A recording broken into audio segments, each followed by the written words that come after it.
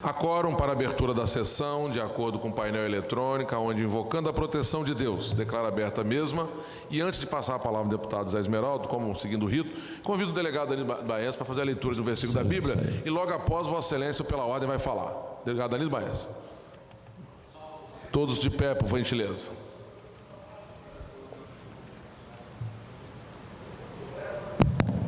Salmo 119, versículo 105. Lâmpada para os meus pés é a tua palavra e luz para os meus caminhos. Muito obrigado. Deputado José Rocha Esmeraldo, a palavra. Excelência, uma nota de pesar para que seja inserido nos anais dessa tribuna, desta Assembleia, tão importante para o Estado do Espírito Santo. Pois não. Pode ser? Pode ser. Só vou dispensar a leitura da ata da sessão anterior, declarando a mesma aprovada como disponibilizado também no site da Assembleia. Com gentileza, com Vossa Excelência. Vossa Excelência, inclusive, está muito bem acompanhada. A mesa realmente aí, né? Estamos aí do seu lado direito aí, um brilhante deputado. Foi com grande pesar que recebi a notícia do falecimento da senhora Regina Célia, ocorrido na última quinta-feira, 8 de dezembro. Regina era irmã do excelentíssimo subsecretário de Estado da Assistência em Saúde, nosso amigo José Maria Justo. Ela lutava contra uma pneumonia e lamentavelmente nos deixou na última quinta-feira. Neste momento doloroso, venho externar, meu amigo Marcelo Santos, sentimentos e me solidarizar com toda a sua família. Rogo a Deus que no aconchego de seus braços receba a sua amada irmã Regina Célia e que no calor do seu imenso coração conforte a todos e todas por esta grande perda. Agradeço ao meu amigo Marcelo. Ok, deputado Zé Esmeraldo. Agora o deputado delegado Danilo Baense. Presidente, eu quero solicitar também um minuto de silêncio pelo falecimento da senhora Sarita Alves Barbosa. Ela era socorrista do SAMU, tinha 39 anos, estava grávida de gêmeos. Infelizmente, por problema de saúde, faleceu. Ela era casada e esposa do auxiliar de perícia médica legal, Antônio Marinho.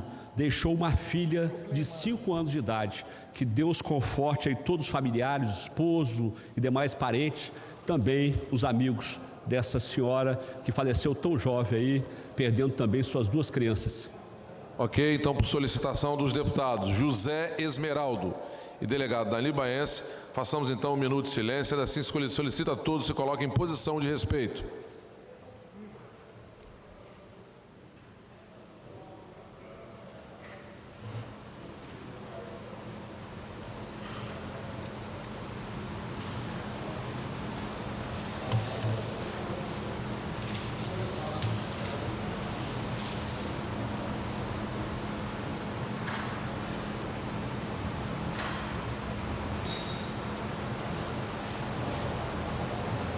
Muito obrigado. Mensagem 1737/2022 do Governo do Estado, após o cumprimento do artigo 120 do Regimento Interno das Comissões de Justiça e de Finanças. 2. Mensagem 1870 do Governo do Estado, ciente ao deputado Capitão Assunção por cópia. 3. Projeto de Lei 506/2022, deputado delegado Danilo Baense, após o cumprimento do artigo 120 do Regimento Interno, as Comissões de Justiça, de Educação, Segurança e de Finanças. Requerimento 73/2022, deputado Rafael Favato, defiro a Secretaria para providenciar o ato de licença. Requerimento 74/2022, deputado Luiz Durão, defiro a Secretaria para também providenciar o ato de licença. Requerimento de urgência 227/2022, de minha autoria, em votação. Os deputados que aprovam, permaneçam como se encontram, os contrários manifestem. Aprovado. Requerimento de urgência 229/2022, deputado Emílio Mameri, em votação. Os deputados que aprovam permaneçam como se encontram, os contrários se manifestem. Aprovado. Requerimento de urgência 230/2022, deputado Emílio Mameri, em votação. Os deputados que aprovam permaneçam como se encontram, os demais, os contrários, se manifestem. Aprovado. Do item 9 ao 14, trato de indicações de senhores deputados, colocaria em votação conjunta. Em discussão, não havendo quem queira discutir, em votação, os deputados que aprovam permaneçam como se encontram, os contrários se manifestem. Aprovado. Vou consultar o plenário para que nós possamos fazer a inversão da pauta, passando diretamente para a ordem do dia, mantendo a fase das comunicações logo após. Deputados que aprovam permaneçam como se encontram, os contrários se manifestem. Aprovado. Registrar a presença do ex-deputado Sandro Locutor, aqui conosco, nosso parceiro de Cariacica. Deputado... Pois não, deputado Sérgio Majeski. Antenado, eu captei que Vossa Excelência queria se manifestar. Muito obrigado, deputado Marcelo. O senhor é muito perspicaz. Deputado Marcelo, aproveitando que o deputado Dari Pagum, líder do governo, está aí também, na semana passada, quando votamos o abono dos professores e dos funcionários do Estado, ficou, e vários deputados questionaram, deputado Dari, eu gostaria que o senhor prestasse atenção. E ficou, aqui vários deputados questionaram sobre a questão do abono para os professores das escolas técnicas do Estado, a Vaz Coutinho, a Talmo Luiz e João Neiva. E o deputado Dari, naquela ocasião, disse que o governo ia analisar. Isso foi na semana passada. Nós gostaríamos de saber, deputado Dari, se já tem algum posicionamento do governo, porque os professores, obviamente, são apreensivos em função dessa resposta. Muito obrigado. Deputado Dari.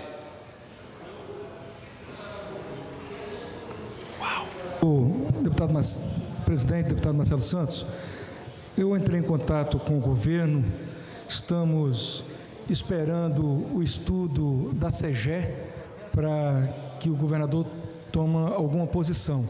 Então, acredito, deputado Majeski, que essa semana a CEGE analisa o que tem que analisar para dar um posicionamento para o governador, e nós estamos atentos, junto com o secretário Davi Diniz, da Casa Civil, acompanhando de perto esse processo, e, sem dúvida nenhuma, vai ter um entendimento que é importante para os professores que hoje está na Secretaria de Ciência e Tecnologia. Obrigado, deputado Dari. A gente aguarda realmente que haja uma resolução essa semana, porque na semana que vem já é a última semana de trabalho aqui no Legislativo, para que isso não caia no esquecimento. Muito obrigado. Ok, então, tendo sido aprovado no plenário a questão da inversão da pauta, nós passamos à fase do expediente, com a aquiescência também do presidente da Comissão de Finanças e do vice-líder do governo ao meu lado.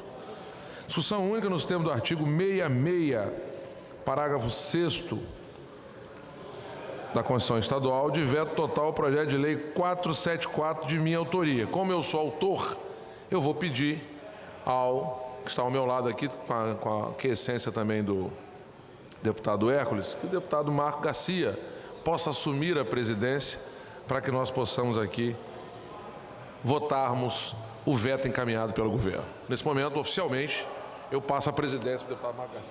Obrigado, presidente. Nesse momento, assumo a presidência da Assembleia Legislativa.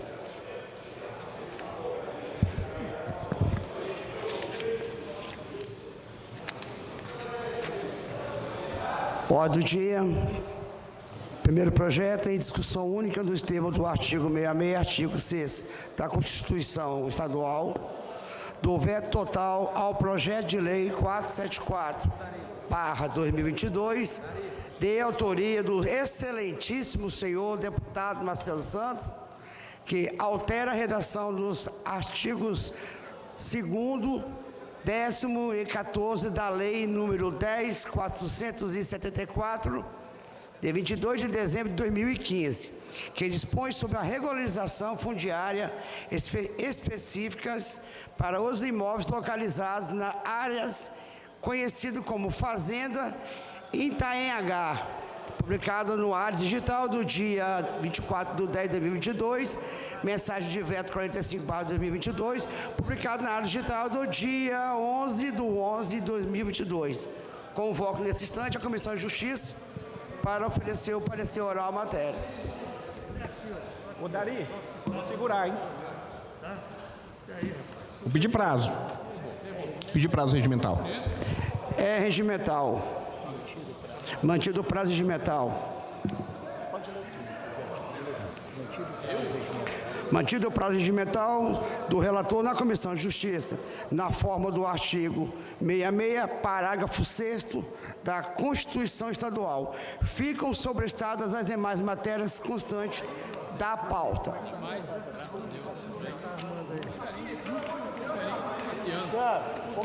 Passamos nesses instantes, então, à fase das comunicações. Com a palavra, o deputado Sérgio Majeski. Madura, gente boa. Madura faz falta. Ok. Eu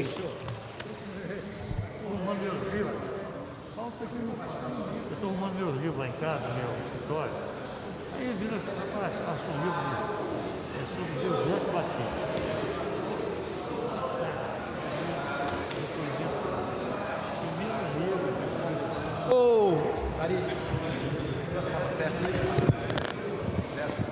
Meus cumprimentos ao deputado Marco Garcia, que preside a sessão nesse momento, aos demais deputados que estão presentes aqui no plenário, aqueles que nos assistem pela TV Assembleia e aos funcionários desta casa. Na semana passada, em um determinado momento, eu já tinha falado sobre isso aqui. Alguns jornais divulgaram, o resultado da prova do SAEB, que é uma prova que é aplicada a cada 2 anos para avaliar ou para dar o resultado do IDEB. O IDEB, ele é a soma do fluxo de aluno, um cálculo feito com a soma do fluxo de aluno, mais a prova do SAEB, ou para o ensino fundamental, a prova Brasil, que é bem parecida. Segundo os resultados da última avaliação do SAEB, os alunos do ensino médio no Brasil, menos de 6% têm conhecimentos suficientes de matemática ao final da educação básica. Aqui no Espírito Santo, esse índice é um pouquinho maior, é de algo em torno de 11%. Inclusive, como eu critiquei na semana passada, eu não vejo como é que alguém possa comemorar o fato de que apenas 11% dos alunos da educação básica cheguem ao final desta etapa de ensino sem dominar satisfatoriamente a matemática. Em termos de português, de língua portuguesa, isso chega a aproximadamente 30%, ou seja, 70% dos alunos no final da educação básica não dominam os conhecimentos básicos da língua portuguesa e algo em torno de 82% não dominam os conhecimentos básicos da matemática. Eu já falei também várias vezes aqui sobre a questão do chamado novo ensino médio, que está sendo implantado já, foi aprovado em 2017 no governo Temer, começou a ser implantado no ano passado, mas 2023 é o ano efetivo de implantar os itinerários de ensino, não sei mais o quê, porque a partir de 2024 o Enem será vinculado a esse novo ensino médio. É possível que você faça uma pesquisa com a maioria dos professores, não só aqui no Espírito Santo, mas em nível de Brasil. Grande parte dos professores não conseguiram entender exatamente como funciona esse novo ensino médio. E o mais grave, não houve uma preparação para isso, nem dos profissionais, nem das escolas. O novo ensino médio, ao que tudo indica, promete ser um desastre ainda maior para a educação, ao invés de trazer melhorias efetivas para que a gente tenha um sucesso maior na aprendizagem, que isso ainda signifique o contrário disso. Um novo governo federal está começando, e essas coisas são administradas a partir do MEC, porque não é uma questão hoje, né, se os estados têm autonomia ou não para adotar o novo ensino médio, eles são obrigados a adotar, mas eu espero sinceramente que o próximo governo escolha realmente pessoas que entendam de educação e que o novo ensino médio seja revisto. Porque da forma com que ele está sendo construído e como ele está sendo implantado nas escolas, promete ser algo mais desastroso do que aquilo que nós já temos hoje. Então, assim, a educação ela precisa sempre ser revista, melhorada, analisada, avaliada. Agora, nós precisamos de projetos críveis e que deem conta daquilo que são os reais problemas das escolas, o que são os reais problemas da aprendizagem. E não ficar criando projetos que não se enquadram e não respondem, sobretudo, aos gravíssimos problemas enfrentados pela educação brasileira e, obviamente, por extensão, a educação capixaba. Muito obrigado, deputado Marquinhos. Ok, deputado, finalizando a palavra aqui o deputado Sérgio Majés, convido para fazer o uso da palavra o deputado delegado Danilo Baense. Boa tarde, presidente. Boa tarde, senhores deputados e deputadas, todos que nos assistem pela TV Assembleia e aos servidores dessa casa. Presidente, celebramos nesse domingo, dia 11 de dezembro, o Dia Nacional da APAE. As APAEs são organizações não governamentais, sem fins lucrativos, que trabalham para que as pessoas com deficiência intelectual e suas famílias vivam melhor qualidade de vida e mais felizes. Essa organização faz a diferença no Espírito Santo. Atende em 40 municípios e ainda tem como filiados instituições muito fortes, como a AMAES e a Vitória Dal. É uma história muito bonita que vem desde 1695. As unidades atendem mais de 10 mil pessoas com deficiência intelectual e múltipla. Além disso, empregam direta e indiretamente mais de 2.500 pessoas. Vejo os senhores e as senhoras que é uma rede muito forte que ajuda as pessoas com deficiência intelectual e múltipla a crescer e ter uma melhor qualidade de vida. Também fica nítido que a sociedade melhora com esse tipo de trabalho. Existe inclusão, respeito e solidariedade quando há o fomento desta atividade. Por isso que pedimos ao governo estadual que tenha sensibilidade em pagar as emendas de todos os parlamentares, sejam eles da situação independentes ou de oposição, para as instituições como a APAE. Essas instituições sobrevivem a partir de doação de recursos públicos, como as emendas parlamentares. E por muitas vezes desempenham um trabalho tão especializado que nem o SUS consegue realizar algo igual. Por ser algo tão único, existem custos altíssimos. Não raro vemos os esforços de pais, mães, amigos e profissionais que abraçam a causa. Reclamam não só da falta de verba, mas como também de ausência de políticas públicas para que haja maior inclusão das pessoas com deficiência.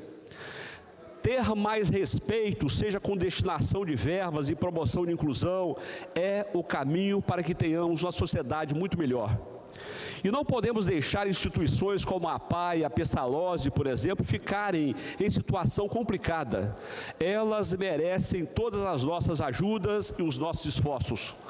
Parabenizamos mais uma vez as APAEs pelo seu dia e pedimos ao governo para que tenha sensibilidade em atender emendas que são destinadas a essas entidades. Elas merecem e muito esse recurso. Presidente, para finalizar, eu quero agradecer hoje aos nossos pares por haverem votado à unanimidade as nossas indicações, em especial com relação à indicação 4221, para a manutenção do 6º Distrito Policial de Vila Velha, mais conhecido Obrigada a todos. Essa delegacia ela foi fechada em 2012 para a reforma. A partir do ano que assumimos aqui em 2019 e estando como presidente naquela época da Comissão de Segurança e Combate ao Crime Organizado, passamos a cobrar a reabertura daquela delegacia que ficou fechada por aproximadamente 7 a 8 anos. A delegacia foi reaberta, mas essa semana nós estivemos ali acompanhando uma pessoa para um atendimento na delegacia de Vila Velha e realmente está uma vergonha, vazando água para todo lado. Infiltração no gabinete do delegado dos dois lados, muito ácaro, o que faz mal à saúde. Então nós solicitamos uma providência, fizemos essa indicação, porque segundo informações do próprio delegado daquela unidade, a delegacia foi reformada, foi batida uma laje, mas não foi colocado o telhado. Então eu solicito aí providências por parte do delegado-geral da Polícia Civil e do Governo do Estado.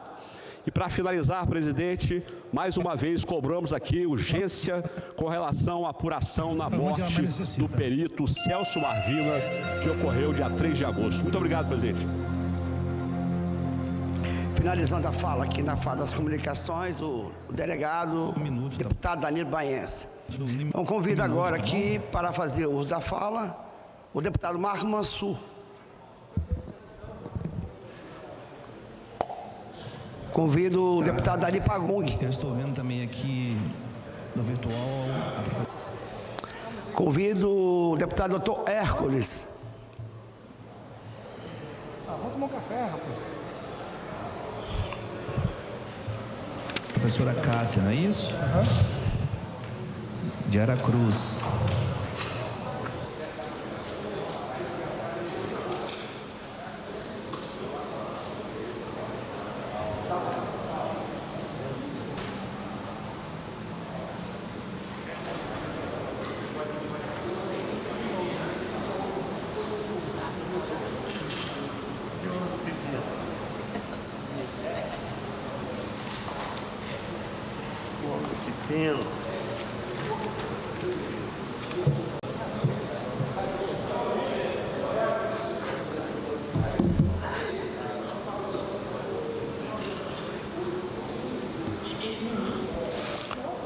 Ainda estou usando máscara porque a preocupação com a outra cepa é muito importante a gente se precaver.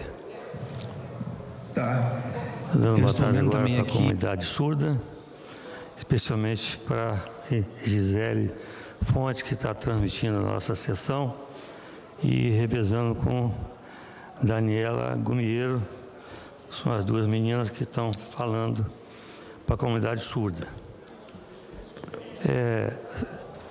Essa semana é importante a mobilização sobre a conscientização do doador de medula óssea no Estado, instituído pela Lei 10.016 de 2013, que é uma lei da minha autoria. É uma campanha de fundamental importância para conscientizar a população sobre a doação e o transplante de medula óssea.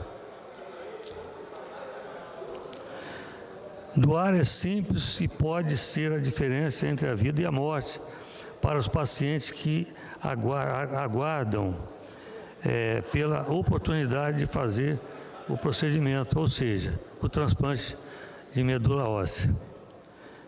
Os cadastros para ser doador são realizados pelo EMOIS. EMOIS é o Centro de Hemodiálise aqui de Vitória. Pode doar pessoas com idade acima de 18 e abaixo de 50, até 54 anos de idade. Ao realizar o cadastro, é coletado um tubo, 5 ml só de sangue, um pouquinho.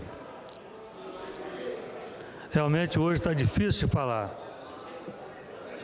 Está realmente difícil de falar, presidente.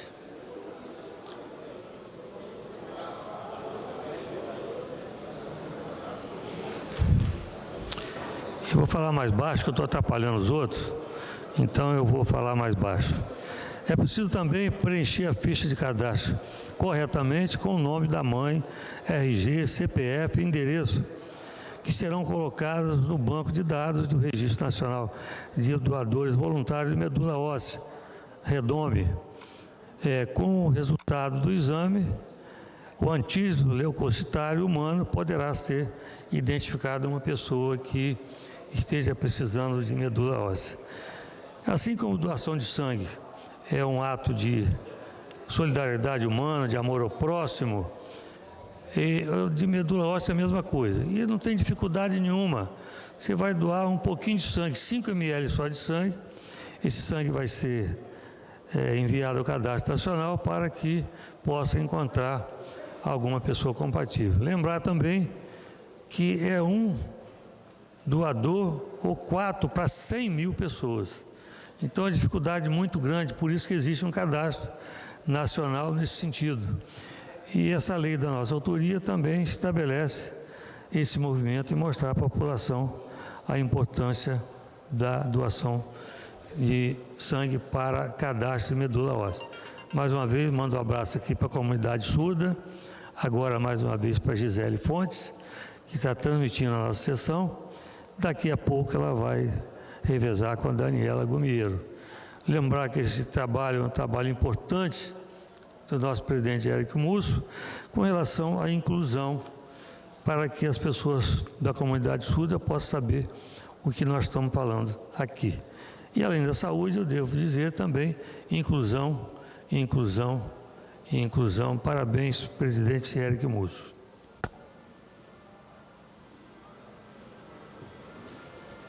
Ok, doutor Hércules, finalizando a fala aqui na fase das comunicações. Então, nesse momento, convido para fazer uso da palavra o deputado Capitão Assunção. Convido, nesse momento, para fazer o uso da palavra o deputado Marcelo Santos. Convido, nesse momento, o deputado, excelentíssimo deputado, engenheiro José Esmeraldo.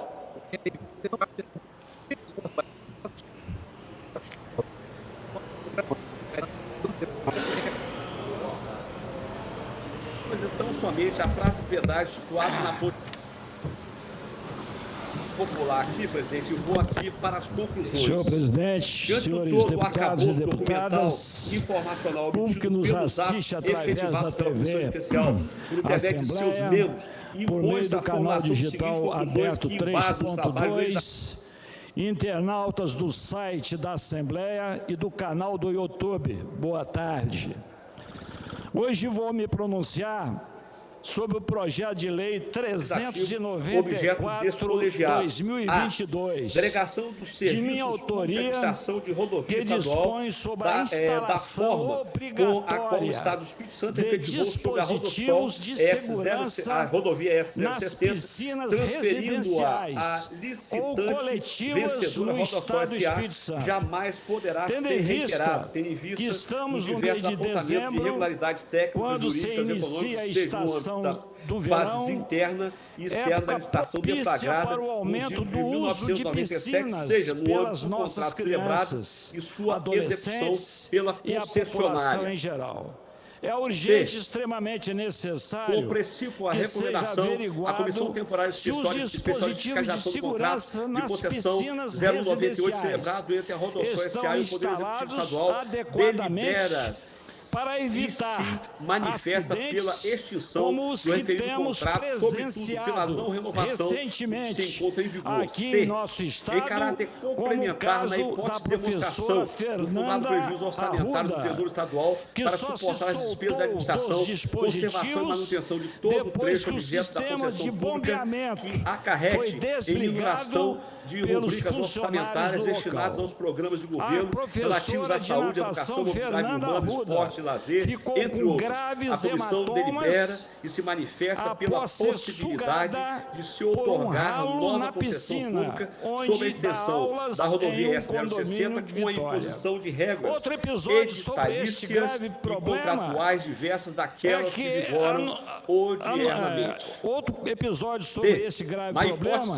é que anuncio que todo com muito pesar e tristeza foi o óbito de uma menina de 5 anos de Santa Maria de Jetibá, município da região serrana, que morreu afogada na última quinta-feira, 8 de dezembro, numa banheira de hidromassagem em sua residência. O cabelo da criança foi sugado pela válvula de sucção da banheira, segundo o relato da Polícia Militar.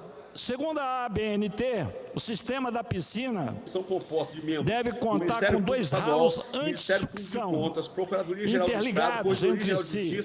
Precisa também ser espaçamente cujo parecer técnico deverá ser natureza vinculante à decisão pelo menos administrativa. 1,5 cm, Eventual delegação de serviço de administração, a partir do propriedade centro instalada do na altura do dispositivo. bairro Praia do Sol A e Guarapari velocidade deverá ser máxima de extinto, não escoamento havendo da previsão água de editalícia meio de metro por cobrança de segundo. tarifa do referido trecho, de modo Precisamos que também apenas então somente a praça de pedágio situado na ponte da as nossas crianças, da Cicastelo e pois Mendonça 4 crianças permaneça morrem com o afogadas único e exclusivo por dia objetivo de no arrecadação Brasil. de receita destinada à Com o verão conservação se e aproximando e manutenção as das férias batendo instalações a viárias. porta, é comum que as famílias viajem para hotéis e parques que o preço aquáticos. tarifário seja E o estabelecido perigo em acompanha o patamar momento suficiente de para cobrir diversão as nas despesas piscinas. operacionais, No não se estado do admitindo atribuir Piauí, correção monetária um adolescente que importe ficou em 2 minutos incremento submerso pecuniário lucrativo em uma da concessão piscina ao ter que cabelos sugados eleve pelo o lucro ralo da corrente piscina. bruto A menina sem ficou a demonstração cerca probatória de 2 de minutos elevação submersa proporcional após dos ter os custos cabelos operacionais. sugados G.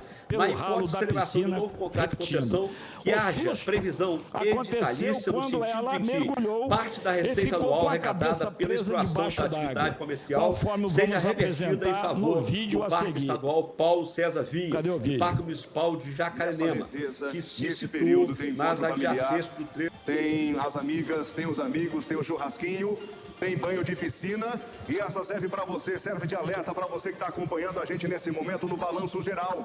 Período de calor mais intenso, verão chegando aí, de repente você tomando banho de piscina, aproveitando, você tem piscina em casa.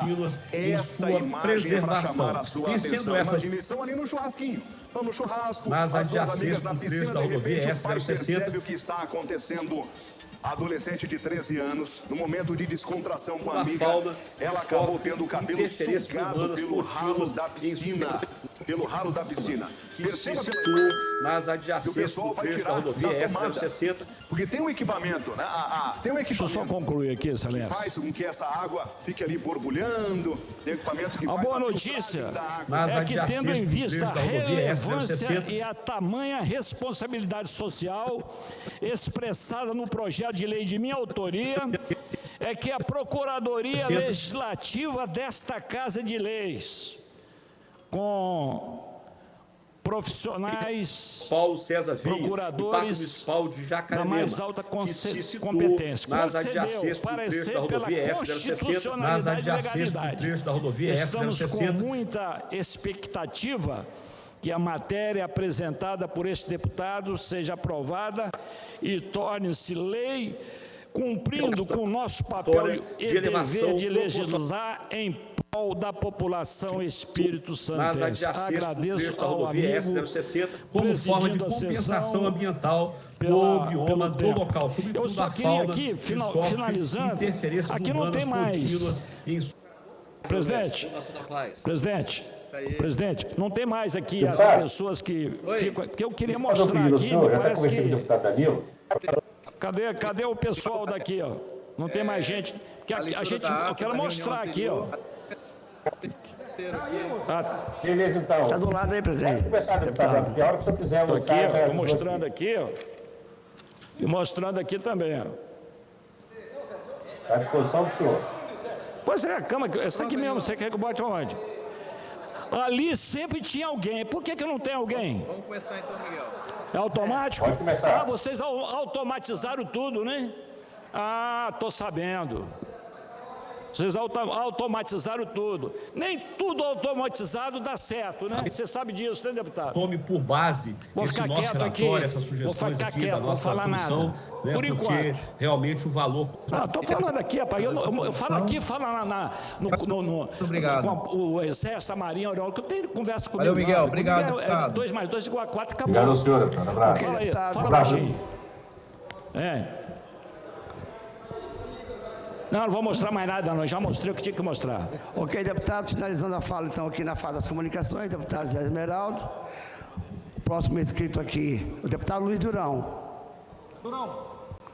Deputado Luiz Durão, fase das comunicações.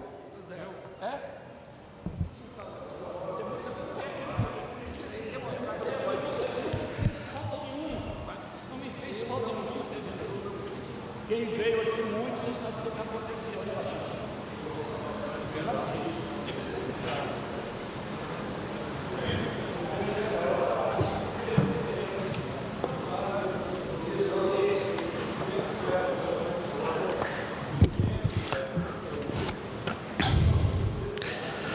Deputadas, deputados, servidores desta casa, imprensa e público que nos assiste, uma boa tarde a todos.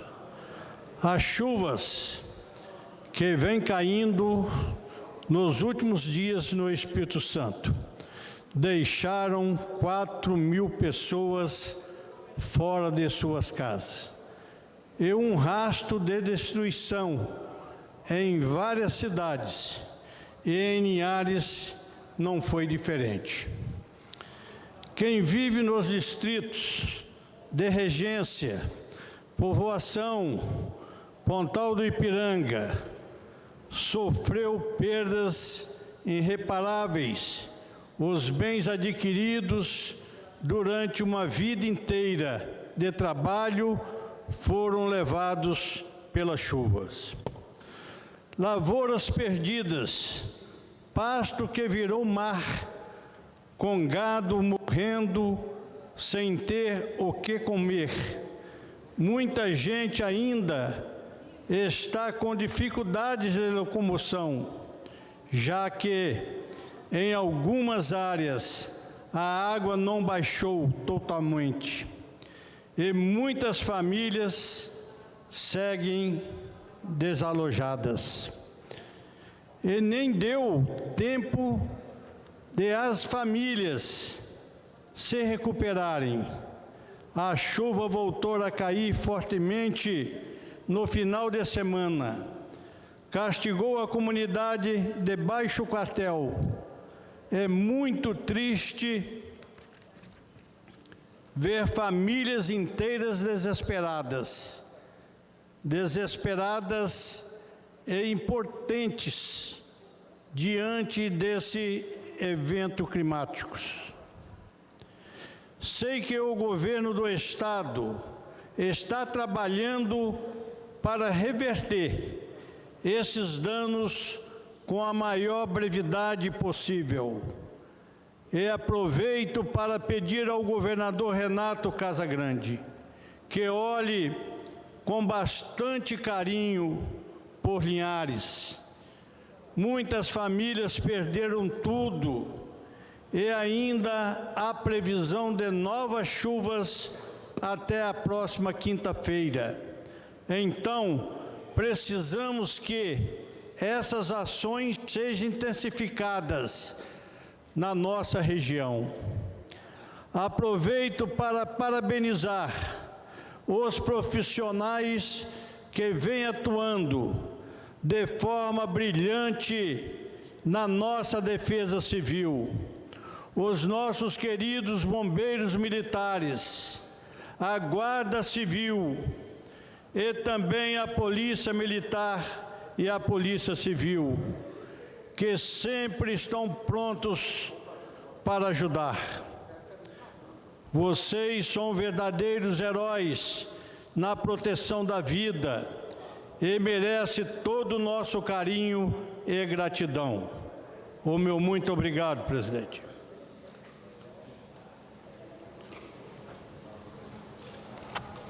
Finalizando a fala aqui, o deputado Liderão, na fala das comunicações. Nesse momento, transfiro aqui a presidência dessa casa para o presidente Eric Moço. Boa tarde a todos e todas. É uma alegria estarmos aqui. Eu vou só dar uma pausazinha na sessão para que a gente possa fazer a entrega das homenagens. Você é a próxima? Não. É joguinho rápido, pode ser? Tá? Cumprimentar aqui o nosso querido deputado Sandro Locutor, que está aqui presente, deputado Freitas, deputado Luiz Durão, deputada Janete, deputado Hércules, Favato, Majesque, Marco Garcia e o nosso líder do governo, Dari Pagung. Então, pedir a entrada aí dos homenageados, por favor. É um homenageado nosso, mas que, na verdade, é uma solicitação do deputado Amaro Neto, que pediu esta casa, e esta casa prontamente atendeu, e do deputado Dari Pagung. Fica à vontade, Felipe. Está suspensa a sessão. Momento especial desta sessão ordinária. Neste momento será entregue pelo presidente da Assembleia Legislativa, deputado Eric Musso, o título de cidadão espírito-santense. O título de cidadania espírito-santense é concedido a personalidades que tenham prestado relevantes serviços e incontestável benefício ao Estado. Diante disso, convidamos o senhor José Dornelas de Abreu para que receba o seu título.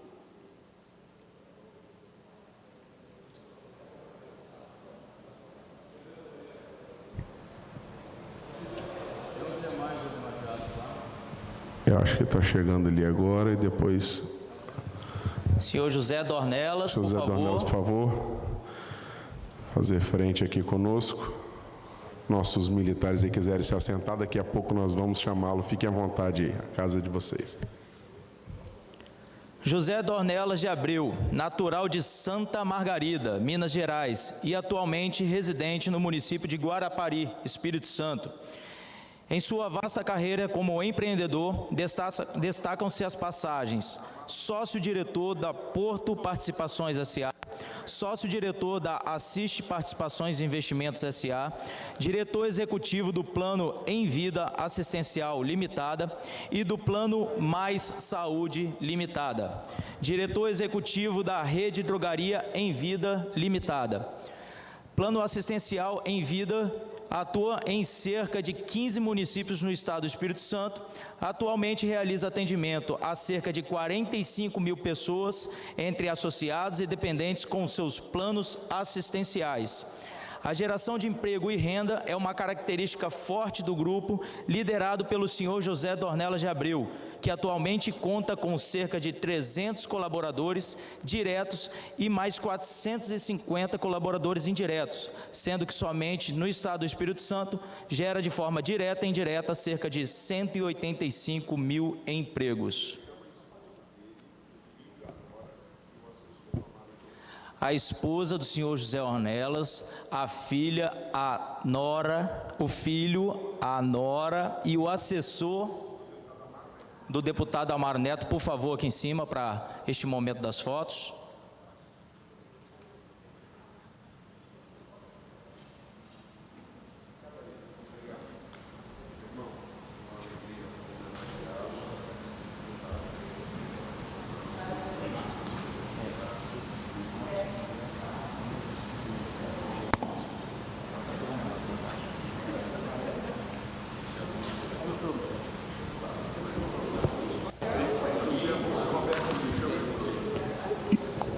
Roberto Fuli, por favor, para o momento das fotos, e José Lúcio.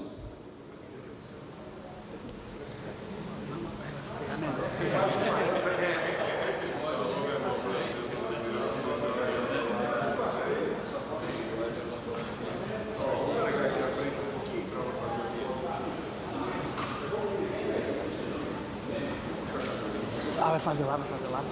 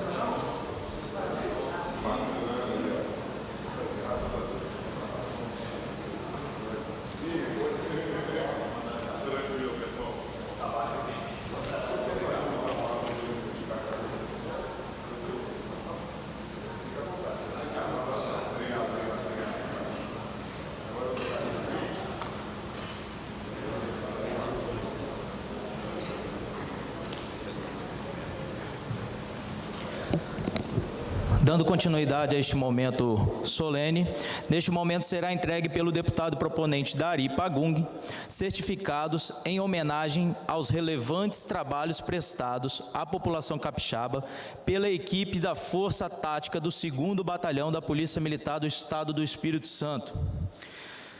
Antes, um poema de Francisco Otaviano, Ilusões da Vida.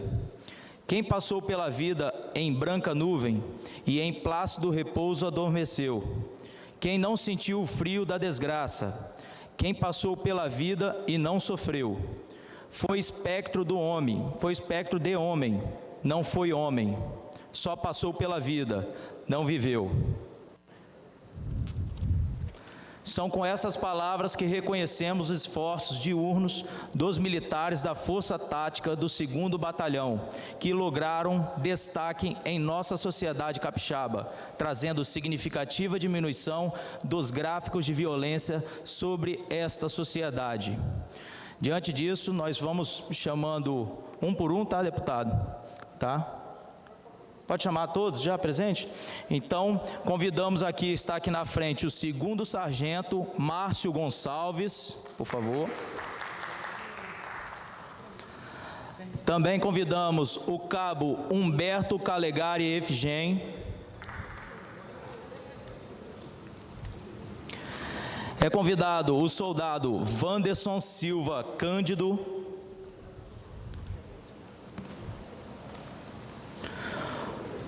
Convidamos o soldado Marcelo Emídio da Silva.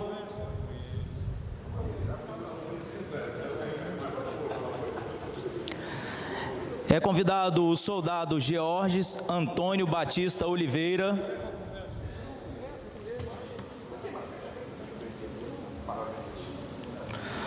Convidamos o soldado Felipe Medeiros França.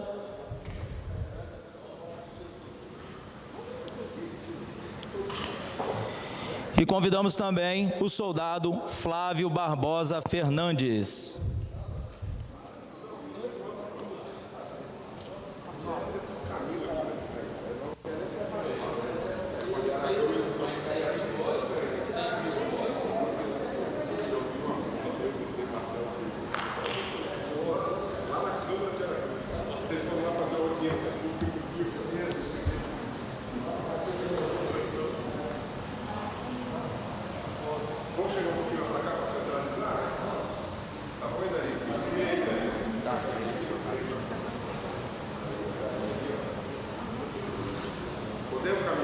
Pode, claro, autorizado.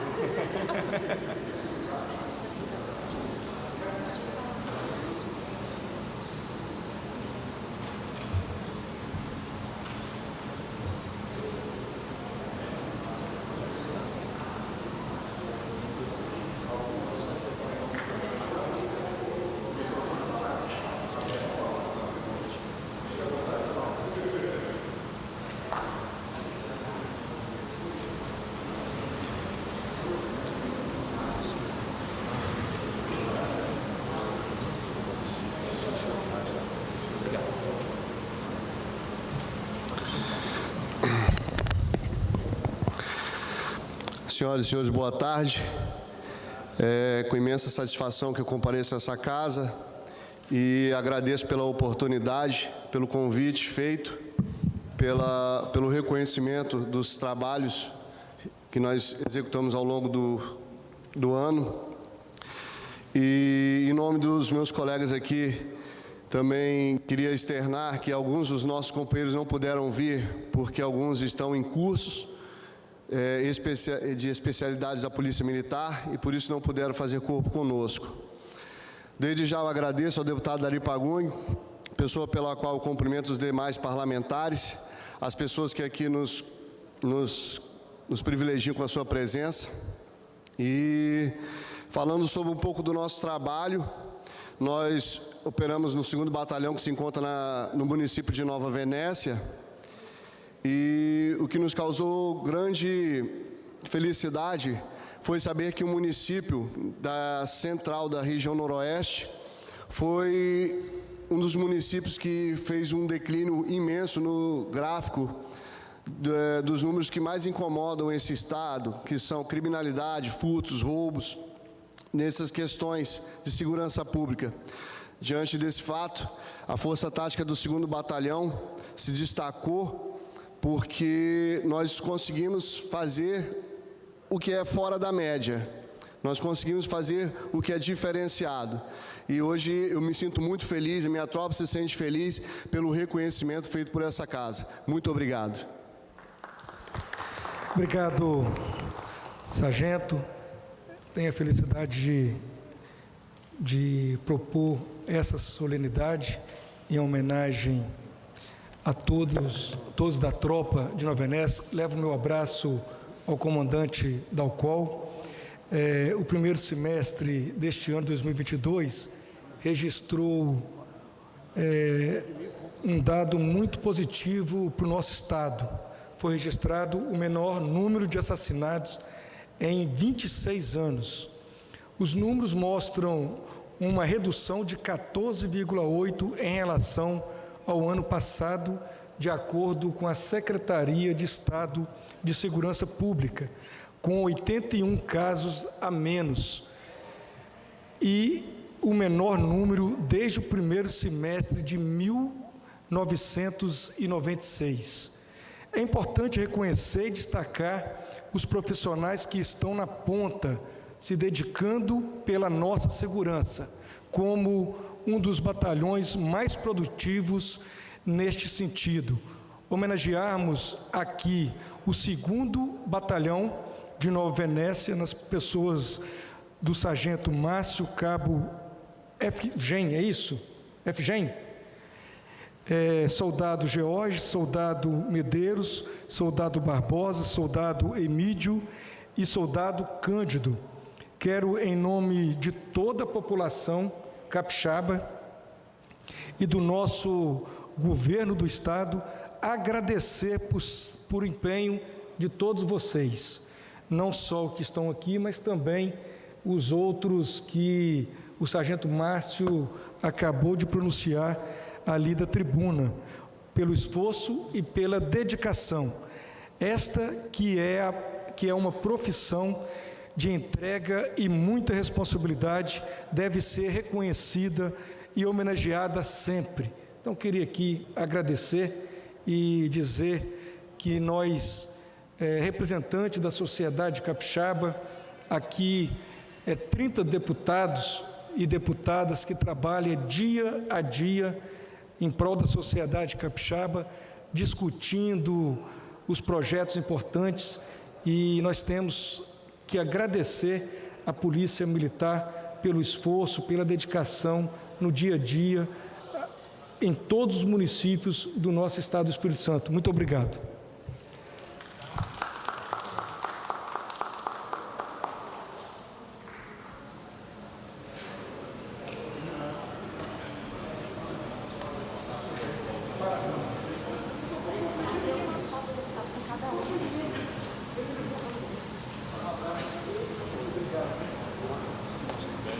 Obrigado, secretário. Pode ser?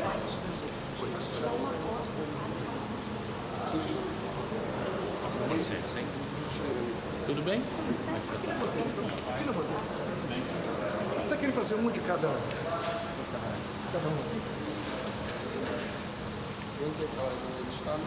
Isso.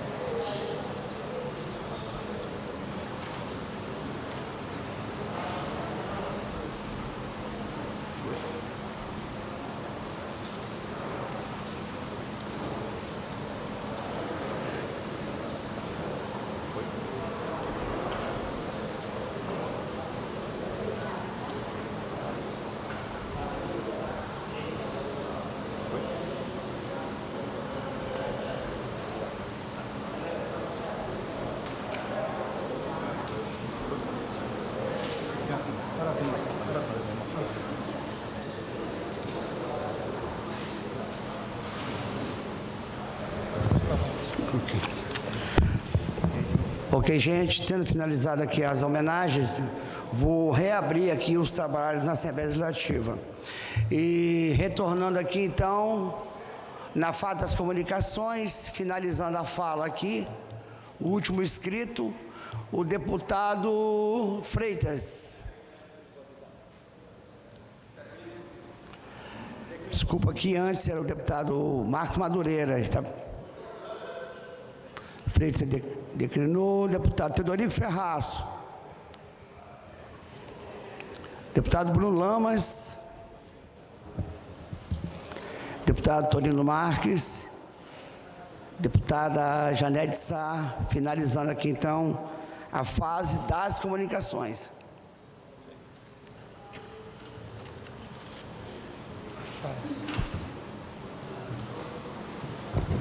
Boa tarde a todos e a todas presentes, público que nos assiste pela TV Assembleia. Com tristeza, nós lamentamos mais alguns episódios de violência contra as mulheres que aconteceram de quinta-feira para cá. Na quinta-feira, nós tivemos um caso bárbaro, que um homem ainda novo, de 35 anos, além de agredir a sua esposa, com uma criança, com um bebê no colo, ele ameaçou ela de morte se encontrasse com uma outra pessoa do sexo masculino, e ainda não satisfeito, ele retirou o animal de estimação que essa mulher tinha nas mãos, um poodlezinho de cor branca, e atirou ele com muita força no chão e chutou até que o animal viesse à morte, viesse a óbito.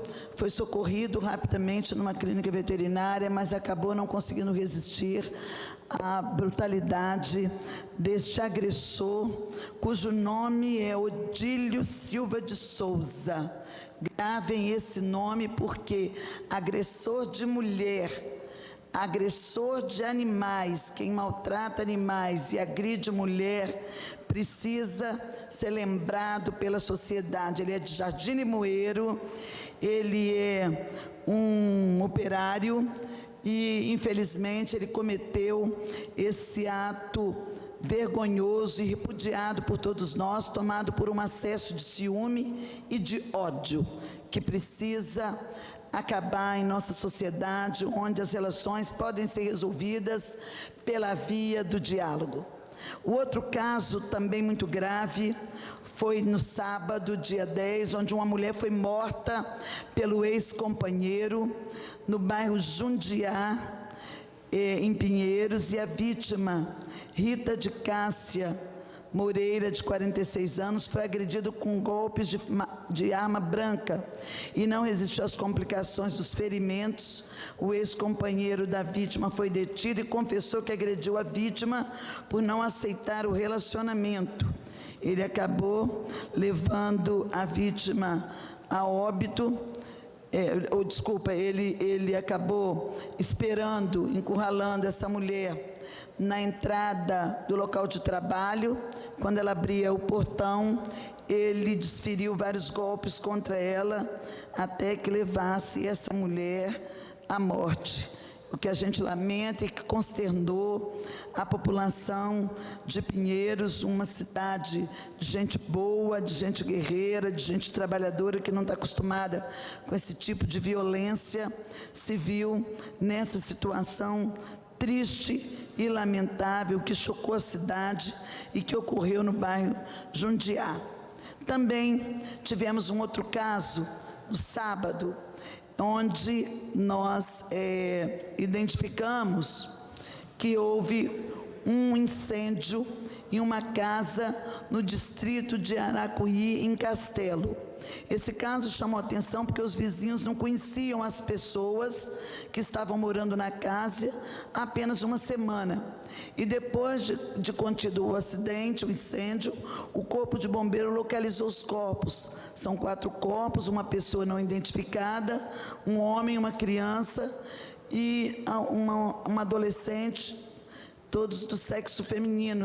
A criança, certamente, acredita-se que é do sexo feminino e adolescente. Os corpos das vítimas foram encaminhados para o Departamento Médico Legal de Vitória e serão identificados e necropsiados e liberados para os familiares poderem fazer o enterro. Mas o que mais chamou atenção é que, apesar de ainda não ter sido divulgada a identificação das pessoas mortas nesse incêndio, já se sabe que se trata de mais um feminicídio, ou seja, são 3 casos de feminicídio, de agressão à mulher, 2 de feminicídio, 1 de agressão à mulher, mas foi um caso de violência contra um animal que levou, maltratos de animais, que levou o animal a óbito, que acontece nesse final de semana. E essas questões hoje trazem para nós uma estatística atualizada muito ruim. Agora, no dia 12 de dezembro, nós temos 87 registros de assassinato de mulheres, sendo 31 desses foi por feminicídio, que é a morte da mulher por conta de um agente familiar. Nós estamos pedindo, no caso do Odílio, que além de ter agredido uma mulher com uma criança no colo, matou um animal, que ele seja indiciado por crime contra a mulher, por crime de agressão e de ameaça de morte, mas também crime de maus tratos. A CPI está entrando com esse pedido de crime de maus tratos e lamenta que até agora as nossas polícias não foram atrás do agressor, que no nosso entendimento deveria ser preso em flagrante, já que a polícia sabia de seu paradeiro, ele tinha ido para o seu local de trabalho depois que cometeu essa agressividade contra a esposa e o animal, e no entanto, este criminoso, ele não foi preso em flagrante para responder nos processos, nos crimes da Lei Maria da Penha e também da violência contra os animais, que é o crime de maus tratos, culminando em morte, e de um animal de família, o que agrava a pena também. Então, eu quero pedir aqui, eu fiz questão de estar falando hoje, deputado Marcos, para poder pedir aos nossos serviços de polícias, de segurança pública, tanto a militar como a civil, para que localizem o agressor, porque se houver algum problema com a mulher que hoje não está na mesma residência, mas o agressor pode acabar descobrindo o paradeiro dela e ela vir a ter a morte retirada, é um crime anunciado que nós estamos falando aqui, e a polícia precisa tomar uma atitude, porque essa mulher, ela foi ameaçada de morte, além deste agressor ter matado um animal, um poodlezinho indefeso, que não teve a menor chance de se defender e de vida por conta da violência brutal do agressor. Então, imediatamente é necessário conter esse agressor, prender, colocar ele nas grades, porque se vier a acontecer uma tragédia, que eu espero em Deus que não, mas eu queria que esperar na polícia também que não, com esta mulher, isso se trata de um crime anunciado e de uma falta das nossas próprias polícias terem tomado a atitude correta, que é ir atrás do agressor e buscar prendê-lo em flagrante. Fica aqui o registro e fica aqui o pedido de tomada de posição com a maior brevidade possível. Ok, deputada, fica então aqui registrada a solicitação de Vossa Excelência e vai ser encaminhada aqui às autoridades competentes. Finalizamos aqui nesse momento, com a palavra da deputada Janete Sá, a fase das comunicações, e passamos nesse instante a fase do grande expediente. Então, convido nesse momento o líder do PP aqui na Assembleia Legislativa, o deputado Teodorico Ferraz. Convido nesse instante o líder do Republicanos, o deputado Hudson Leal. Convido nesse momento o líder do Patriotas, o deputado Rafael Favato. Não estando presente, o deputado Dr. Hércules pode fazer o uso da palavra.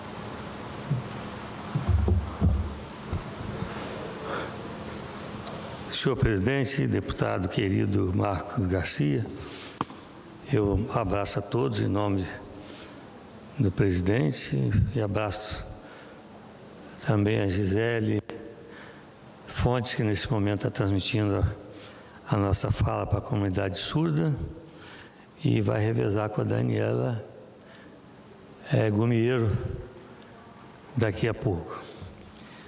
Eu agradeço ao deputado Rafael Favato, que é o líder do nosso partido republicano, mas eu volto à tribuna nesse momento para falar mais uma vez sobre a tristeza de tantas pessoas desabrigadas, tantas pessoas em dificuldades, e que, infelizmente, isso é repetição de todo ano, mas é preciso, inclusive, que as nossas autoridades possam ter uma atenção especial.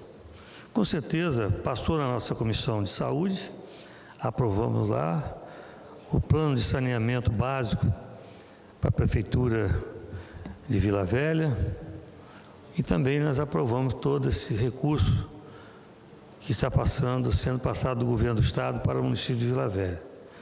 Eu deixo o meu registro, que não tem nenhum acordo, nada de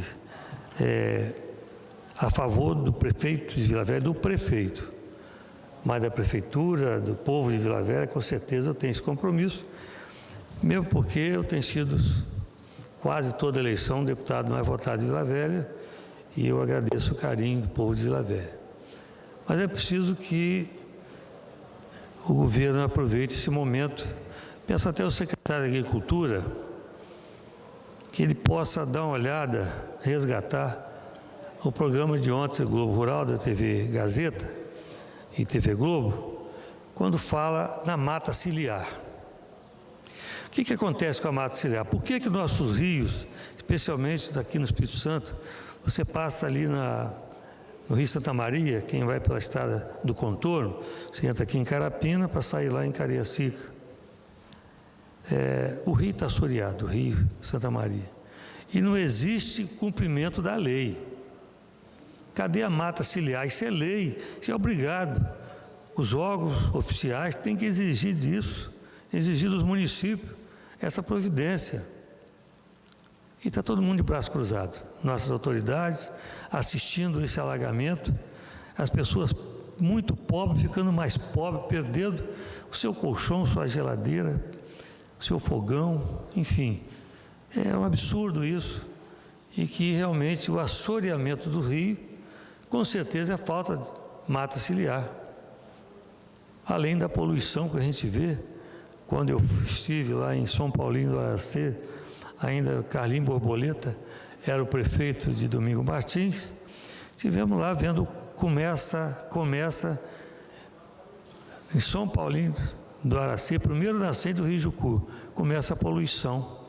Lá em cima que eu vi estrume de boi, lá do lado nascente. E você vem descendo o Rio Jucu, igual fazíamos sempre, paramos por falta de apoio do poder público também. O que acontece? A gente vê currais, chiqueiros, banheiros, naturalmente, infelizmente, banheiros jogando esgoto direto para o Rio Jucu. E ninguém faz nada. Ninguém faz nada. Quem deve fazer não faz, está de braço cruzado. Mais uma vez, vou trazer oportunamente aqui, conversava com o Américo Bernardo agora por telefone, como é que Itapuera da Barra, aquela região de Camboapina também, tudo alagado até agora. Por quê? Porque não se fez manutenção das comportas antigas que tinha ali. O Rio Formate foi desviado para o Rio Jucu, aliás, foi desviado para o Rio Marinho, que Rio Marinho tem só um pedacinho de Rio Marinho, o resto é canal marinho. Pouca gente sabe disso, pouca gente conhece, até gente que nasceu em Vila Velha não conhece isso, que o canal marinho, ele foi aberto pelos escravos, comandado pelos jesuítas, para que os produtores que viessem lá de cima, da região das montanhas, pudessem chegar até Caçaroca e desviar pelo Canal Marinho, chegando até ali hoje onde tem a Polícia Federal, por ali. Chegar até o mercado antigamente ali. Então, na verdade, o Informático hoje tem acho que 2 manilhas desviando esse curso. A comporta desapareceu, foi aterrada, não sei o que aconteceu. Ademais, eu já fiz esse apelo aqui, vou fazer novamente. Quando o Rio Jucu estava muito seco, ali em Caçaroca, onde faz a captação, pelo Dique Estrada, pouca gente conhece o Dique Estrada, eu já mostrei aqui, uma enchente que deu em Vila Velha, em 1960 e alguma coisa, que a água do Rio Jucu foi parar na praça Duque de Caxias. Então, essa história se repete e o pobre continua sofrendo esses alagamentos, enfim.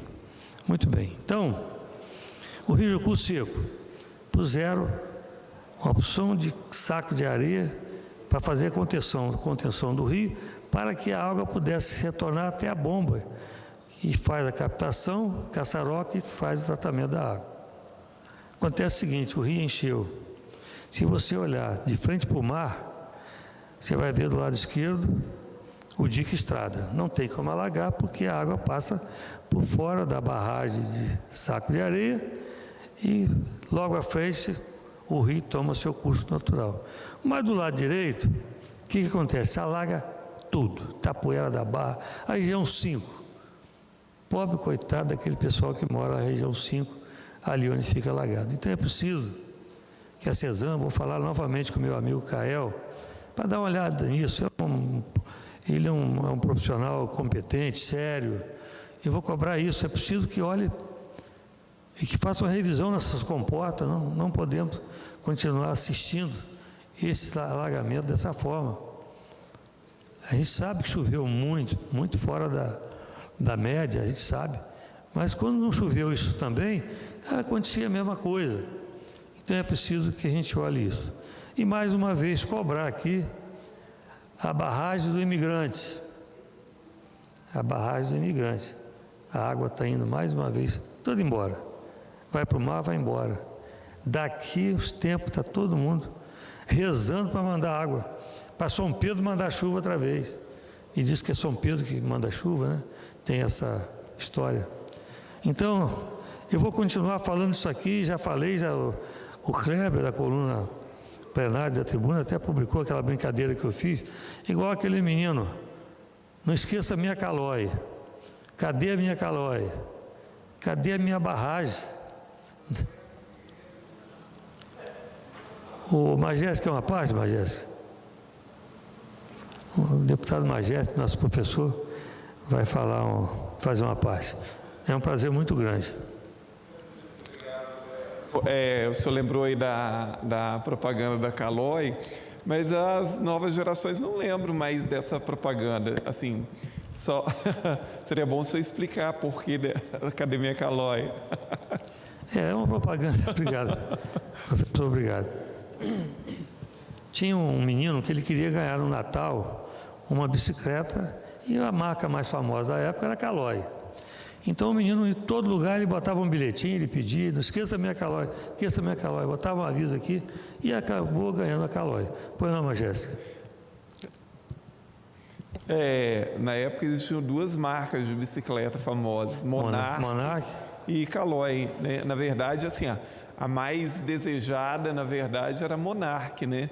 Que a Monarch era quase que um instrumento de trabalho, né? Um veículo de trabalho. Monarch Barra Forte, que era muito pesada, mas altamente resistente, né?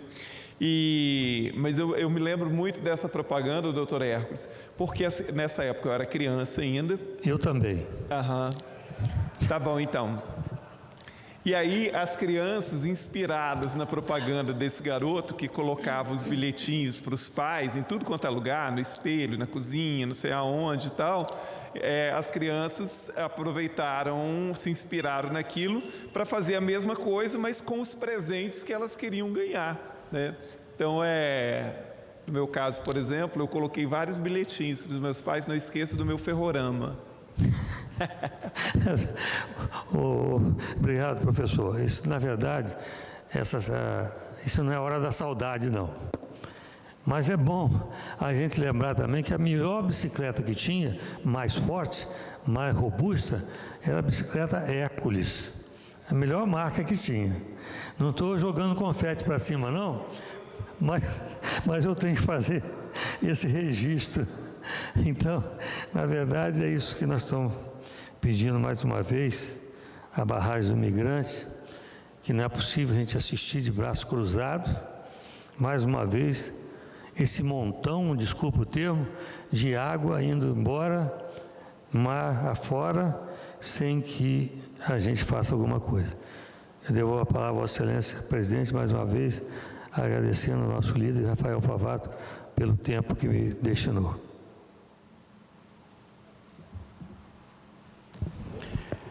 Finalizando aqui, então, nesse momento aqui, com a palavra o deputado doutor Hércules, a fase do grande expediente. Então, passamos nesse momento a fase dos oradores e convido o deputado Sérgio Majesco para fazer o uso da palavra.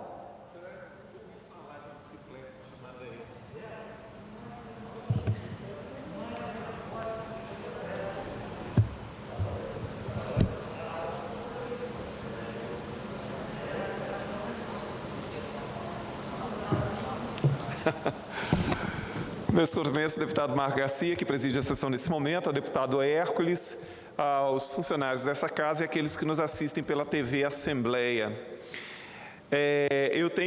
Na semana passada eu falei um pouquinho sobre isso, e eu tenho feito algumas lives, toda semana eu faço uma live na terça-feira à noite, às 19 horas, e eu tenho aproveitado algumas questões a respeito da Copa do Mundo para ampliar algum conhecimento, algumas discussões, esclarecer algumas questões que as pessoas às vezes não entendem. E é interessante, eu disse isso, né, assim, quando eu estava na sala de aula, a gente fazia muito isso, e até hoje os professores fazem isso, geografia e história sobretudo, aproveitar esses grandes acontecimentos para falar das questões geopolíticas, históricas, culturais dos países que fazem parte. Esse ano, o Brasil já se despediu da Copa, né? E, assim, a grande sensação dos que ficaram, obviamente, é o Marrocos, né? Que é a primeira vez que um país africano chega a uma final. E é bem interessante isso, historicamente, geopoliticamente. Eu vi um jornalista semana passada, um desses comentaristas esportivos, falando assim, porque lá no Catar está todo mundo torcendo para o Marrocos e tal, aí alguém disse assim, até pela proximidade e tal. O Marrocos e o Catar nem são tão pertos assim, é claro que se comparado com o Brasil é realmente perto, mas na verdade o fator de unidade ali é o arabismo e o muçulmanismo, né? Tal qual os marroquinos, os catares são árabes e muçulmanos. Então, e é uma confusão que muitas vezes se faz, né? Qual é a diferença do árabe para o muçulmano? O árabe é uma cultura, é uma etnia. O muçulmanismo é uma religião.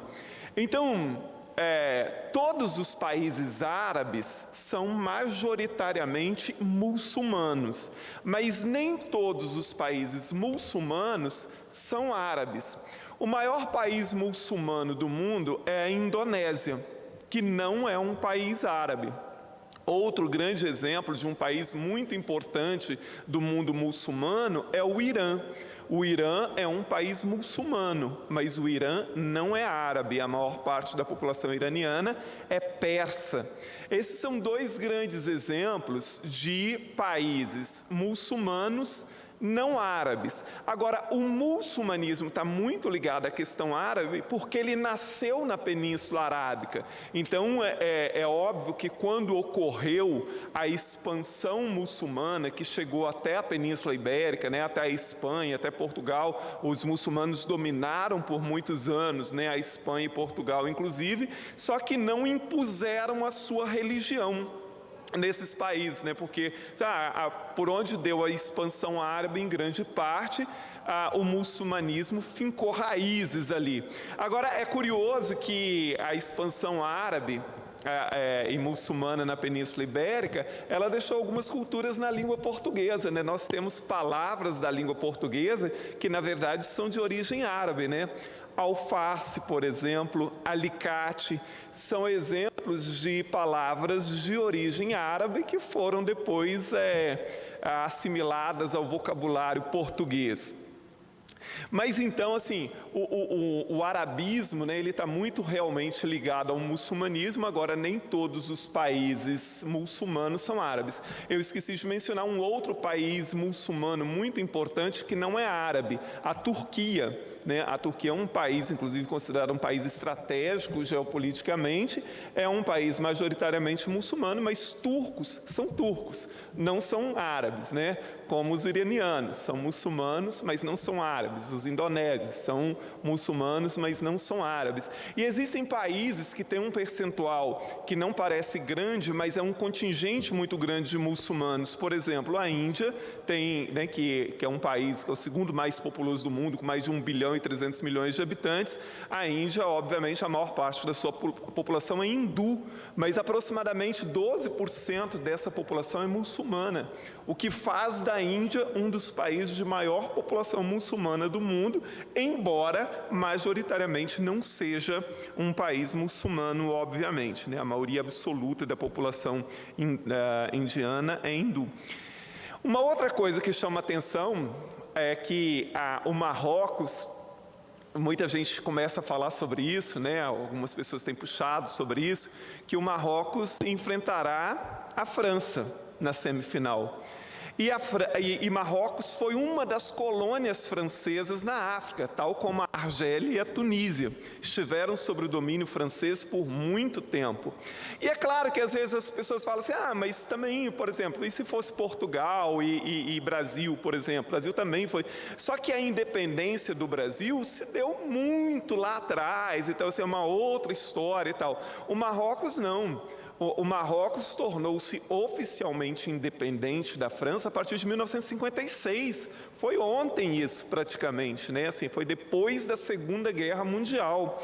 Então, essa questão ainda está muito latente. Você vê, deputado Marco Garcia, que tem vários marroquinos vivos ainda que viveram no Marrocos no período do Marrocos colônia da França.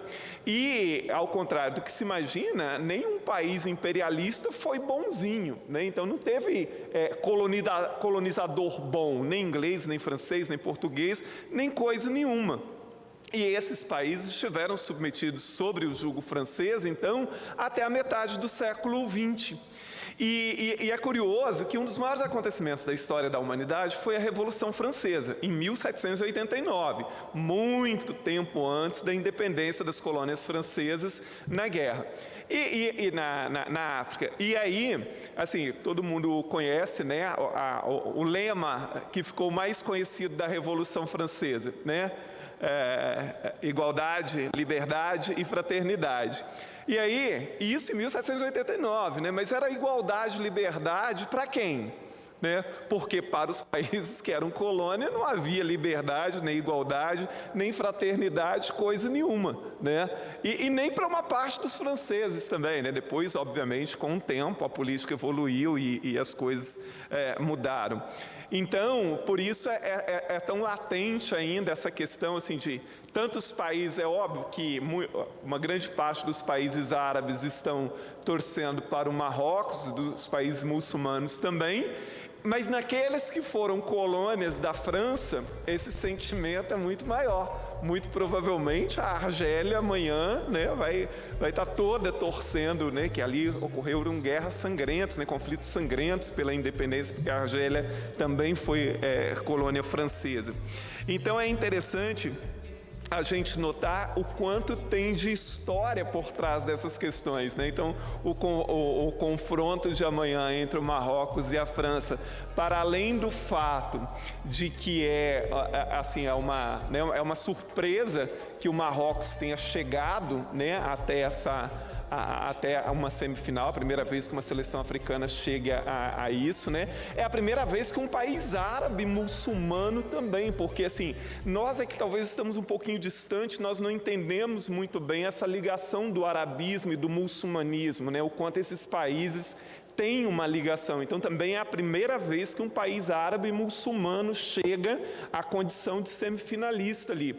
Então, para além da questão do futebol, há ali um conteúdo de ordem geopolítica, histórica e cultural muito significativa no jogo de amanhã entre o Marrocos e a França. Dois países que eu admiro muito, né? Já estive na França, é um país admirável, a história da França é admirável, e tive o prazer de conhecer o Marrocos também no final da década de 90. Eu estive no Marrocos, assim como estive rapidamente pela Tunísia e pelo Egito também. O Marrocos, o povo é muito simpático, Marquinhos, e eles gostam muito dos brasileiros porque eles sabem muito sobre futebol brasileiro. E era curioso que eu estive lá em 1998, já faz bastante tempo, mas estava muito marcado para eles a Copa de 94, então eles eram muito fãs de Romário, de Bebeto, de Tafarel. Então quando eles descobriam que nós éramos brasileiros, eles falavam o nome de todos os jogadores do Brasil praticamente que tinham atuado na Copa de 94. E como bons árabes, isso é uma coisa curiosa, a gente viu isso na Tunísia e no Egito também, mas isso, como nós ficamos mais tempo no Marrocos, que o árabe tem um tino comercial muito significativo, né? Então, aqui no Brasil é muito comum você chegar em um comércio e falar assim, quanto é isso? Aí a pessoa fala assim, custa R$10. Aí você achou caro, não quero não, vai embora. Lá, na maioria das vezes, eles não admitem que você faça isso, assim, né? Se você perguntou o preço, é porque você está interessado. E se você achou caro, que você faça a sua proposta. Então, assim, 10, né? Eu não me lembro agora como é que se chamava a moeda lá do Marrocos, mas se você fosse comprar, por exemplo, uma lembrancinha aí, você quanto isso? Custa R$10, fazia a conversão ali, custa R$10. Não, está muito caro. Aí o cara ia atrás de você assim, mas R$10, você não vai dar R$10, mas quanto é que você dá então? Então faça a sua oferta. E aí você falava assim, eu te dou 7. Então eles já são treinados, assim, né? Eles faziam um escândalo, não, que eu não posso, que eu tenho uma família para criar, isso está muito barato, que não sei mais o que. Mas normalmente você conseguia chegar a um meio termo com eles, né? É uma coisa bastante cultural, né, dos árabes, essa questão de que se você pergunta o preço de alguma coisa é porque você está interessado. Se você achou caro, que você faça a sua proposta para ver se é possível você chegar a uma negociação. Mas, enfim, que amanhã venha o melhor, mas, obviamente, como o Marrocos nunca chegou a uma final, eu imagino que grande parte de nós estejamos torcendo para o Marrocos chegar à final, né? Muito obrigado, deputado Marcos. Parabéns, deputado Sérgio Majestic, pela fala. Eu também tive a oportunidade de conhecer o Marrocos em 2010, estive em Casabranca e depois fui até Rabat. Fiquei encantado com a cultura daquele povo, do jeito que eles gostam do brasileiro lá, do nosso futebol. Eu também estou torcendo muito pelo Marrocos. Entendo agora, então, na fase, dando continuidade aqui à fase dos oradores, com a palavra o deputado Otto Hércules.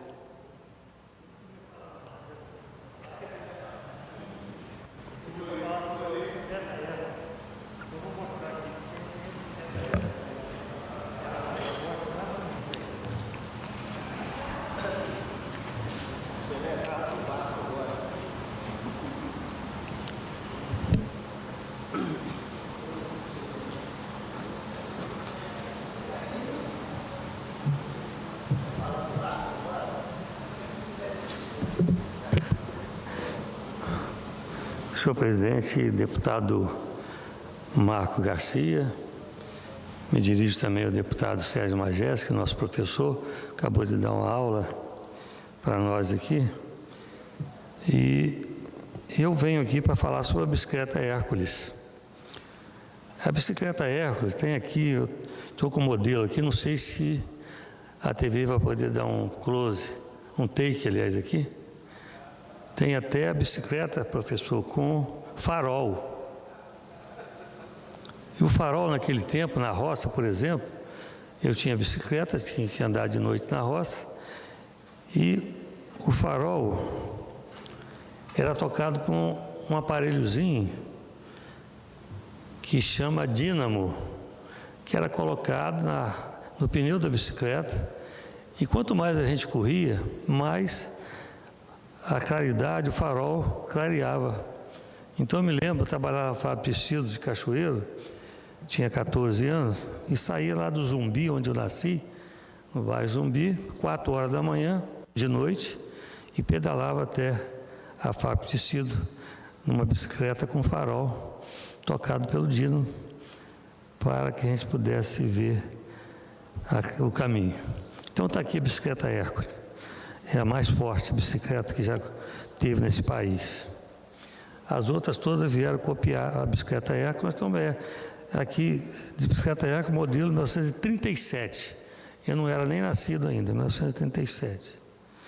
Mas eu volto à tribuna, mais uma vez parabenizar o professor Sérgio Magés pela aula que deu, sempre é bom ouvi-lo, mas desta feita, falar sobre a produção da nossa comissão. Não tem nada a ver com as outras comissões, problema de cada uma, mas eu tenho que mostrar o que nós temos feito. Tenho que mostrar que a nossa comissão, em 16 anos, nós não tivemos uma falta numa terça-feira. 16 anos. São 16 meses, nem dias, não. 16 anos, só faltou umas 2 terça-feiras, porque esse time do Brasil, que infelizmente deixou muita gente triste, me deixou triste também. Apesar de eu não ter esperança no Brasil ser campeão, mas eu achava que o Brasil poderia ter avançado um pouco mais. Aí, como a nossa sessão, nossa reunião, toda terça-feira, no plenário Rui Barbosa, às 9 da manhã, então, o Brasil ia jogar, tiraram a nossa reunião, e eu acho que está certo, é isso mesmo, e nós ficamos 2 terça-feiras sem reunião.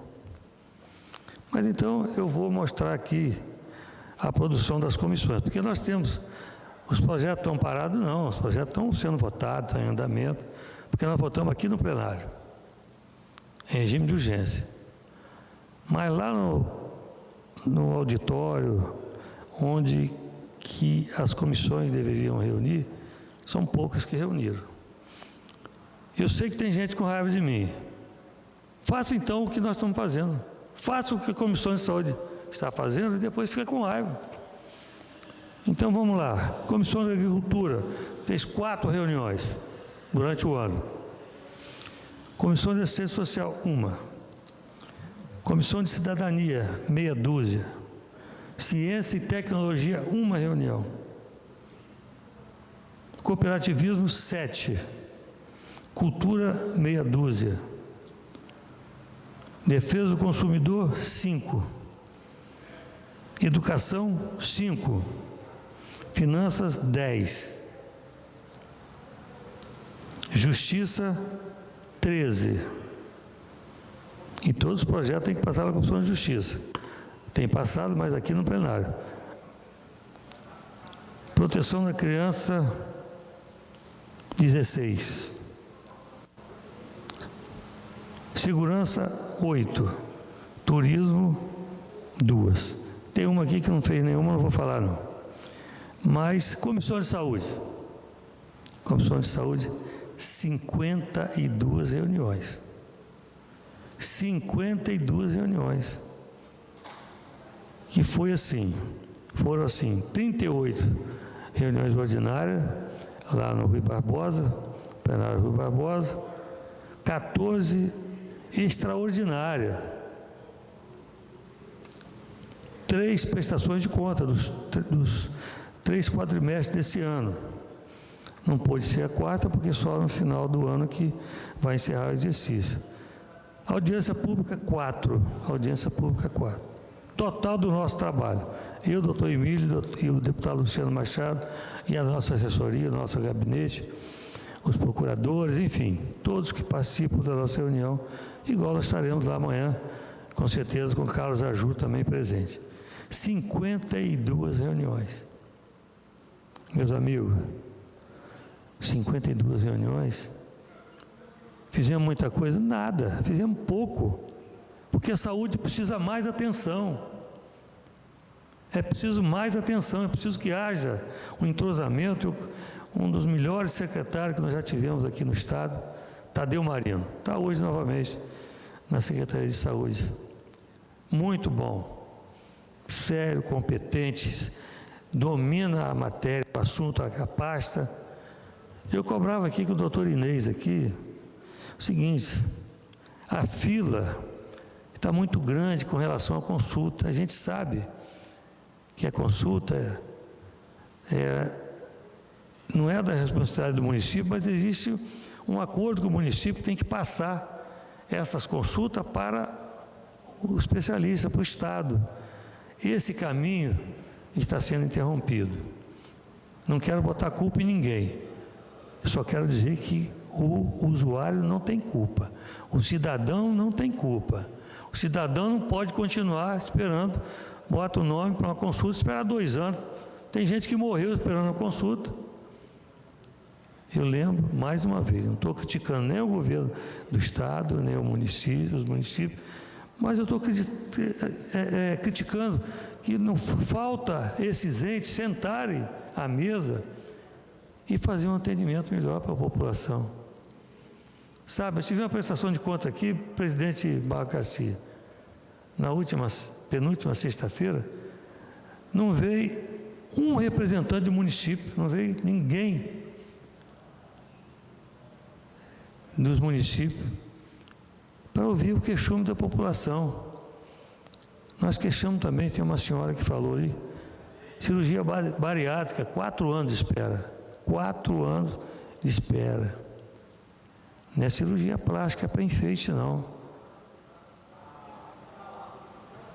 Obesidade mórbida é uma doença e a pessoa sofre muito com isso, então não pode esperar 4 anos. Então, na verdade, nosso registro é esse hoje, mais uma vez, lembrar da minha Calói, da barragem dos imigrantes, que a água está indo mais uma vez embora. Vamos fazer um projeto de plantar mata ciliar, que nós já fizemos isso, plantamos. Infelizmente, voltei lá outra vez, lá em Caçaroca, passaram o trator em cima das árvores que nós tínhamos plantado lá. Devolvo a palavra a Vossa Excelência, presidente Marco Garcia. Ok, finalizando aqui a fala, na fase dos oradores, o deputado Dr. Hércules. Dando continuidade aqui, eu convido o deputado Torino Marques para fazer uso da fala. Não estando presente, o deputado é o último inscrito. Então, finalizando, nada mais havendo a tratar, vou encerrar a presente sessão. Antes, porém, comunico que a pauta da próxima sessão ordinária será a mesma, exceto as matérias votadas na sessão de hoje, e convido as senhoras deputadas e aos senhores deputados para a próxima, que será solene, hoje, às 19 horas, em homenagem ao Dia do Arquiteto, conforme requerimento do excelentíssimo senhor deputado Freitas, aprovado em plenário. Então, está encerrada esta sessão.